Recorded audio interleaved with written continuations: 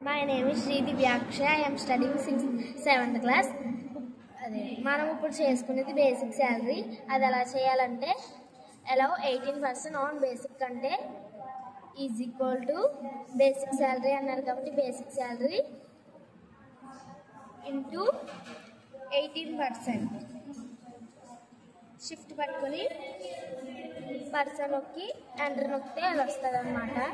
అది చివరికి వచ్చి 2 సార్లు క్లిక్ చేస్తే అది మొత్తం వచ్చింది.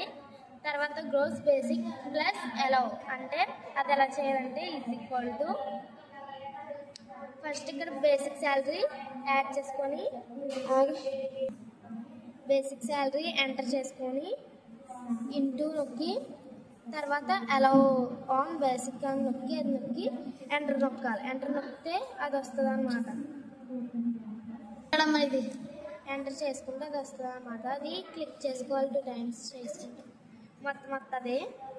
తర్వాత డిడక్షన్స్ 12% ఆన్ గ్రాస్ అంటే ఈజ్ ఈక్వల్ టు గ్రాస్ ఒకటి సెలెక్ట్ చేసుకొని ఇంటూ 12% అంటే 12 వేసి షిఫ్ట్ పట్టుకొని పర్సంటేజ్ నొక్కి ఎంటర్ నొక్కితే అది వస్తుంది.